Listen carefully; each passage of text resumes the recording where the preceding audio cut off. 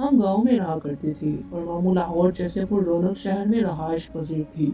جب گرمیوں کی چھٹیوں میں وہ اور ان کے بچے ہمارے یہاں آتے بہت خوش ہوتے۔ وہ کہتے گاؤں کی زندگی اچھی ہے، اور مجھے لاہور کے بارے میں تجسس ہوتا کہ لاہور کیسا ہے۔ وہاں کی رونقوں کے بارے میں پوچھتی۔ لاہور بہت خوبصورت شہر ہے۔ وہاں پھولوں بڑے باغات اور پارک ہیں، شاہی مسجد، شاہی قلعہ، بڑے بڑے شاپنگ مالز، غرض ایسا نقشہ شازیہ کھینچتی، جی چاہتا کہ ابھی اڑ کر لاہور پہنچ جاؤں۔ اس بار گرمیوں میں ماموں آئے، چند دن رہے، جانے لگے تو مجھ سے پوچھا شبانہ شہر چلو گی؟ شازیہ اور ملیحہ نے کہا تھا میں واپسی میں تم کو ضرور ساتھ لیتا ہوں۔ میں فوراً تیار ہو گئی کہ لاہور دیکھنے کا دلینہ اشتیاق تھا۔ امی سے پوچھا کہ ماموں کے ساتھ جاؤں، انہوں نے منع کر دیا۔ دراصل میری منگنی ماموں کے بیٹے یوسف سے ہو چکی تھی، تبھی وہ چاہتی تھی کہ میں اپنی ہونے والی سسرال جا کر نہ رہوں۔ میں ماننے والی کب تھی؟ رو دھو کر ابو کو راضی کر لیا اور جھٹ پٹ تیاری باندھ لی۔ ماں بیچاری منہ دیکھتی رہ گئی اور میں ماموں کے ساتھ روانہ ہو گئی۔ پہلی بار گاؤں سے نکلی تھی، لاہور پہنچی تو اتنی خوش کہ جیسے میرے خوابوں کی جنت نہیں ہو۔ سارا دن شازیہ سے باتیں کرتی اور یوسف کے چھوٹے بھائی کمال کے لائٹ ناول اور رسالے پڑھتی۔ یوسف اور اس کے سارے بہن بھائی چھوٹیوں کے باعث ان دنوں گھر میں ہوتے اور ان کی موجودگی میرے لیے گویا موسم بہار کا پیغام تھا۔ یوسف کو ہر دم سامنے پا کر میرا من کھلا کھلا رہتا تھا۔ بہانے بہانے ہم ایک دوسرے کے آس پاس پھرتے جیسے شمع کے گرد پروانے۔ نہیں معلوم شمع کون تھا اور پروانہ کون تھا۔ چھٹیوں کی وجہ سے ہر کوئی اپنی مرضی سے اٹھتا اور یوسف تو کھانے کی ٹیبل تک آنے کی زحمت نہ کرتا۔ ملازمہ دوپہر کا کھانا اس کے کمرے میں لے جاتی۔ مجھے یوسف کو دیکھے بن چین نہ آتا تھا۔ ملازمہ سے ٹرے لے کر خود اس کے کمرے میں لے جانے لگی۔ نعمانی میری واٹفتی پر مسکرا دیتی۔ تب میری عمر 15 سال اور یوسف غالباً 18 کا تھا، اور یہ دن میرے خوابوں جیسی تھی۔ ایک روز میں چائے لے کر اس کے کمرے میں گئی۔ اس نے میری آنکھوں کو تھام لیا، کلائی پکڑ کر مجھ کو اپنے پاس بٹھا لیا اور میٹھی میٹھی باتیں شروع کر دی۔ کہنے لگا میرا بس چلے تو تم کو ہمیشہ کے لیے کمرے میں بند کر دوں تو کبھی باہر نہیں جانے دوں۔ ایسی باتیں اس نے مجھ سے پہلی بار سنی تھی۔ یہ چاہا اس پر باغ دی۔ جب اٹھنے کو ہوئی تو اس نے کلائی نہ چھوڑی، جانے نہ دیا۔ مجھے گھر والوں کا ڈر تھا مگر اسے حجاب نہیں تھا، وہ مجھے تھامے بیٹھا تھا۔ میں نے مشکل سے سراپا چلایا، کمرے سے باہر بھاگی، تمام دن اس کے سامنے جانے سے کتراتی رہی۔ اگلے روز کھانے کی ٹرے لے کر اس کے کمرے میں نہ گئی بلکہ ملازمہ کو بھیج دیا۔ اس نے یہ کہہ کر ٹرے واپس کر دی کہ میں آج کھانا نہیں کھاؤں گا۔ ملازمہ نے یہ بات نعمانی سے کہہ دی۔ جب شام کے 4 بج گئے اور یوسف نے کھانا نہ کھایا تو نعمانی کو فکر ہوئی۔ مجھ سے کہا بیٹی میرے گھٹنے میں درد ہے، تم ہی جا کر یوسف سے پوچھو کہ دوپہر ہو رہی ہے، کھانا کیوں نہیں کھایا؟ روز تو 2 بجے ہی شور مچا دیتا ہے۔ میں یوسف کے پاس گئی، پوچھا کھانے سے کیوں منع کیا ہے؟ طبیعت تو ٹھیک ہے، جواب دیا تم لاؤ گے تو کھاؤں گا۔ کچن میں جا کر ملازمہ سے کہا ٹرے تیار کرو، یوسف کھانا مانگ رہا ہے۔ اس نے کھانا گرم کر کے ٹرے سجا دی اور میں کھانا لے کر اس کے کمرے میں گئی۔ مجھ کو علم تھا نعمانی میرے پیچھے آ رہی ہیں، مگر یوسف اس بات سے بے خبر تھا۔ مجھ کو دیکھتے ہی اس کا اندازہ والہانہ ہو گیا۔ جو ہی اس نے میری کلائی گرفت میں لی، نعمانی پہنچ گئی۔ وہ بیٹے کو کشمگین نگاہوں سے دیکھ کر بولی تو تم اس وجہ سے کھانا نہیں کھا رہے تھے؟ اس پر وہ شرمندہ ہو گیا اور ماں کے سامنے نگاہوں کو جھکا لیا۔ اس روز سے ہم دونوں محتاط ہو گئی۔ دور سے مسکرا دینا، ایک دوسرے کے کام خوشی سے کر دینا، اب ہماری توجہ بس انہی باتوں میں محدود ہو گئی تھی۔ میں نے یوسف کے کمرے میں جانا ترک کر دیا تاکہ نعمانی جان کو ہمارے ایک دوسرے سے حد سے بڑھتی توجہ ناگوار نہ گزرے۔ بے شک ہماری منگنی ہو چکی تھی، لیکن ہمارے گھرانہ میں اخلاقی اقدار کا پاس تھا۔ اب دور دور رہنے میں ہی میری اور یوسف کی عافیت تھی۔ ایک روز اچانک نعمانی کی طبیعت خراب ہو گئی۔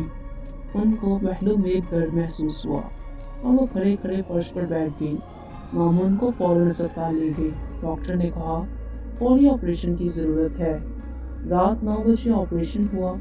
ماموں جان ان کو پاس اسپتال میں رک گئے اور کمال کو یہ کہہ کر 10 بجے بھیج دیا کہ تمہاری بہنیں گھر میں اکیلی ہیں۔ اس کے آنے سے شازیہ اور ملیحہ کو سکون ملا اور وہ اپنے کمرے میں جا کر سو گئی، مگر مجھے نیند نہیں آ رہی تھی۔ کروٹیں بدلتی رہیں، جانے کس وقت آنکھ لگی۔ کھٹکا سنا، یوسف بھی آ گیا تھا۔ میں نے لائٹ آف کر دی اور بستر پر لیٹ کر آنکھیں بند کر لی، جیسے یوسف کے آ جانے سے مجھے بھی سکون مل گیا ہو۔ ابھی میں نیم غنودگی میں تھی کہ احساس ہوا کہ کوئی میرے نزدیک ہے۔ پہلے تو سمجھی کوئی خواب دیکھ رہی ہوں، پھر ایک جھٹکے سے میری نیند ٹوٹ گئی۔ میں خواب نہیں دیکھ رہی تھی، ایک بدصورت حقیقت سے دوچار تھی۔ میرا اعتبار پر ضرب لگانے والا خود میرے مستقبل کا محافظ تھا۔ اسے کہنا چاہے کہ ہمارے درمیان شادی تک مقدس فاصلہ برقرار رہنا چاہیے، مگر شاید اس کے کان بہرے ہو گئے تھے۔ یوسف نے میرے اور اپنے درمیان کی مقدس دیوار کو گرا دیا۔ دکھ سے رونے لگی کہ کیوں بات کی بات نہیں مانی اور کیوں یہاں آ گئی۔ امی کی بات نہ مان کر میں نے بڑا دکھ جھیلا۔ کاش ان کی مان لی ہوتی تو یوں بے قیمت نہ ہوتی۔ یوسف کی اس دیوانگی پر میں مرجھا کر رہ گئی تھی۔ میری روح ٹوٹ پھوٹ گئی اور دل کے سارے چراغ بجھ گئے۔ اب مجھ کو یہ خدشہ ڈرانے لگا کہ ابھی شادی میں دیر ہے، اگر راز کھل گیا تو میرے اور اس کے والدین کی نظروں میں ہماری کیا وقت رہ جائے گی۔ تبھی میں جلد از جلد گھر واپس جانا چاہتی تھی۔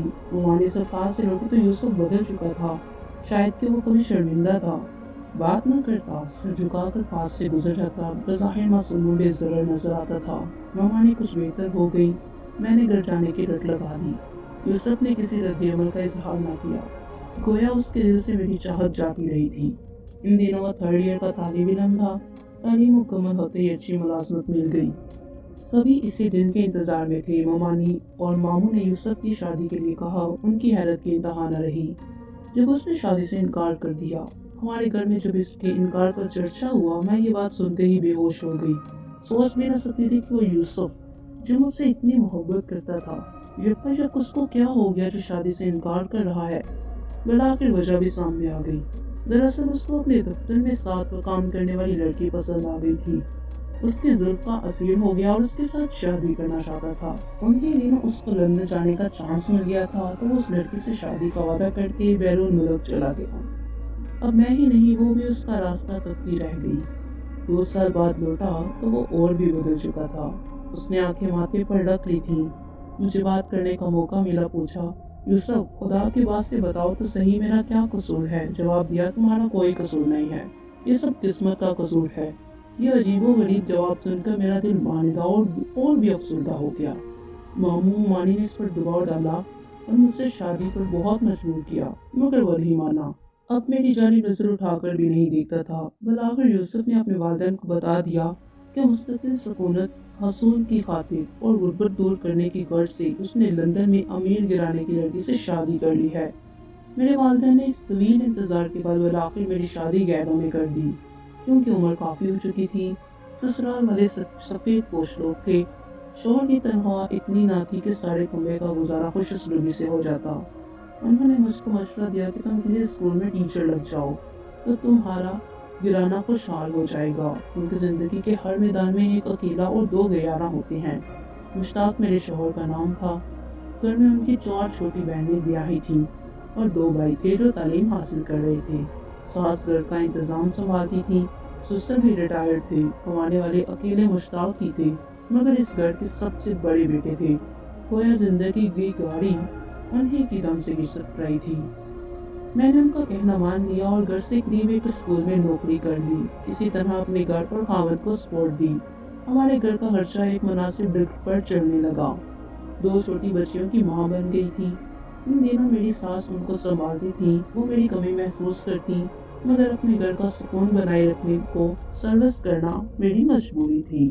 ان دنوں تو اس بات کا بہت افسوس تھا کہ یوسف سے محرومی کے ساتھ ساتھ غربت بھی میرے نصیب میں لکھی گئی ہے، مگر آج سوچتی ہوں کہ شاید اچھا ہوا کہ اس خود غرض سے شادی نہیں ہوئی۔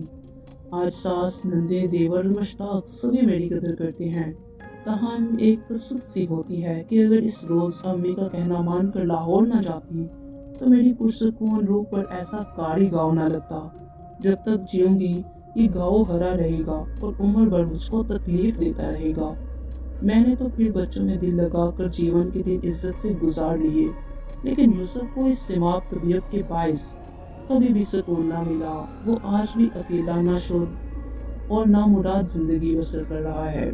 اگرچہ اس کو دنیا کی سہولتیں میسر ہیں، دولت بھی ہے، مگر سکھ اور روحانی طمانینت دولت سے نہیں ملتی۔ بے شک دوستو، یہ بات بالکل درست ہے کہ سبھی کچھ دولت سے حاصل نہیں ہوتا، اس لیے کوئی بھی ایسا قدم نہ اٹھائیں کہ جس سے اس دنیا میں بھی رسوائی ہو اور بدنامی ہو اور اپنی اپنی زندگی بھی برباد ہو۔ یہاں میری گزارش ہوا کی بیٹیوں اور آدم کے بیٹوں سے ہے، یہی ہے کہ خدا را اگر دوسرے سے کوئی وعدہ کیا ہے تو اسے نبھائیں اور شادی سے پہلے کوئی بھی ایسا غلط قدم نہ اٹھائیں۔ تو امید کرتی ہوں ناظرین آپ کو یہ ویڈیو پسند آئی ہوگی، تو ویڈیو کو لائک کرنا مت بھولیے گا۔